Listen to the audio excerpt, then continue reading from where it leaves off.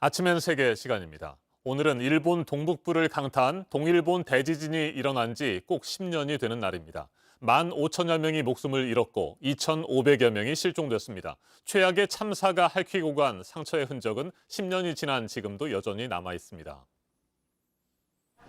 2011년 3월 11일 오후 2시 46분 일본 수도 도쿄에서 300km가량 떨어진 미야기현 앞바다에서 규모 9.0의 강진이 발생했습니다. 곧이어 지진성 해일, 이른바 쓰나미가 밀어닥쳤습니다. 높이 10m를 훌쩍 넘어서는 쓰나미는 해안 지역을 모조리 휩쓸었습니다. 마을들은 초토화됐습니다. 후쿠시마 제1원전도 쓰나미를 피하지 못했습니다. 바닷물이 들이닥치면서 전력 공급이 끊겼고 결국 내부 핵 연료를 식히지 못한 원전은 폭발했습니다. 다량의 방사능이 누출됐습니다. 지진과 쓰나미, 원전 사고로 이어지는 최악의 삼중 재난이었습니다.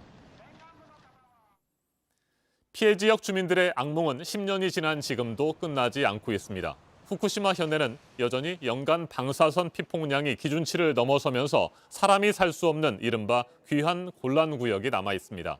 거주가 가능한 지역에는 부흥주택이라는 이름의 주택단지가 들어섰지만 불과 1km도 떨어지지 않은 곳에서는 방사능 오염토 제거 작업이 지금도 계속되고 있습니다. 사정이 이렇다 보니 고향으로 돌아온 주민들은 소수에 불과합니다. 후쿠시마현 피해 주민의 말 직접 들어보시겠습니다. いや、全然復興してなくて、更地になってるとこもあるからね。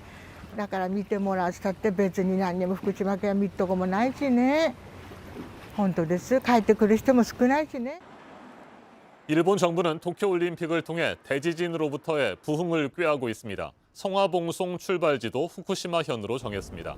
하지만 코로나19 확산세가 이어지면서 이른바 부흥올림픽은 커다란 암초를 만났습니다. 일본 정부는 해외 관중을 받지 않는 쪽으로 가닥을 잡고 올림픽 개최를 강행할 방침입니다. 일본 전역에서는 도쿄올림픽 반대 시위와 반원전 시위가 계속되고 있습니다. 시위대의 말도 들어보시겠습니다. いまだに4万人近くの人が地域に戻れない状況でいるっていうことをあまり報道されてないんですよね。はい、それで何か一方で政府の方はもう復興五輪だのということに熱心で。 일본 정부는 지난해 코로나19 때문에 열지 못했던 동일본 대지진 희생자 추도식을 오늘 도쿄에서 개최합니다. 나루히토 일왕 부부와 스가 총리 등이 참석할 예정입니다. 일본 전문가와 좀 더 자세하게 짚어보겠습니다. 양기호 성공회대 일본학과 교수 전화로 연결됐습니다. 교수님 안녕하십니까? 네, 안녕하세요. 네, 동일본 대지진은 지난 10년 동안 일본의 많은 것들을 바꿔 놓았습니다. 특히 어떤 변화들을 주목해서 봐야 할까요? 가장 중요한 것은 역시 탈원전 이 움직임이 아닌가 하는 생각이 드는데요.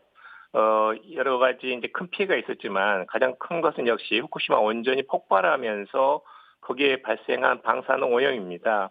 이에 따라서 일본 내에서 그동안에 이제 원전 제로 정책을 펼치면서 2014년에는 민주당 정권에서 원자력 발전을 중단하기도 했습니다만은 다시 아베 정권 들어와가지고 원전 수출을 하면서 지금은 9기 정도가 운영되고 있습니다. 그럼에도 불구하고 약 7할 정도의 일본 국민이 원전을 폐지해야 된다 이렇게 생각을 하면서 지속적으로 지금 원전 반대 운동이 일어나고 있습니다.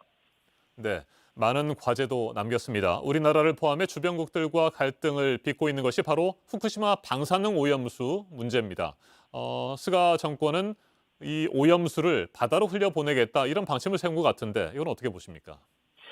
그렇습니다. 이건 굉장히 지금 이제 위험한 것인데요. 사실 이제 일본 측 사정을 본다면 지금 오염수가 하루에 140톤씩 나옵니다. 지금 무려 저장된 것만 해도 124만 톤이고 내년 말까지 이제 137만 톤이 쌓이게 되면 더 이상 저장고가 없는 상태입니다. 그런 점에서는 해상 방류가 불가피하다는 입장인데 주변 그 어민들의 반대도 있고 또 한국, 중국의 시민단체들의 반대가 심해가지고 일본 정부는 눈치를 보고 있는 실정입니다. 그렇지만 역시 일본 내에서는 시민단체에서 어디까지나 이 오염수를 완전히 그 세슘이라든지 이런 것들을 제거한 상태에서 방출할 수 있도록 기술 개발이 될 때까지 이것을 중단해야 된다는 그 주장이 여전히 지금 강하게 나오고 있습니다. 네, 부흥올림픽으로 계획을 했던 도쿄올림픽도 역시 난항입니다. 해외 관중을 받지 않겠다는 방안까지 나왔고요. 사실상 부흥올림픽은 불가능해졌다 이렇게 봐야 할까요? 맞습니다. 이제 지금 그 부흥 올림픽 자체는 불가능해졌지만 어디까지나 일본 정부는 도쿄올림픽을 추진한다는 입장입니다. 3월 25일 날 그 후쿠시마에서 성화를 봉송하는 행사가 시작이 되고요. 이것도 이제 무관중을 합니다. 그래서 관중을 줄이더라도 올림픽은 추진한다. 왜냐하면 이것은 이제 만약에 올림픽이 중단되게 되면 스가 총리가 퇴진할 가능성도 있고 일본의 경제라든지 주가라든지 또 국가 이미지 같은 면에서 크게 이제 손상이 있게 됩니다. 네. 그런 점에서는 반드시 어떤 상태로라도 추진한다는 것이 일본 정부의 입장입니다.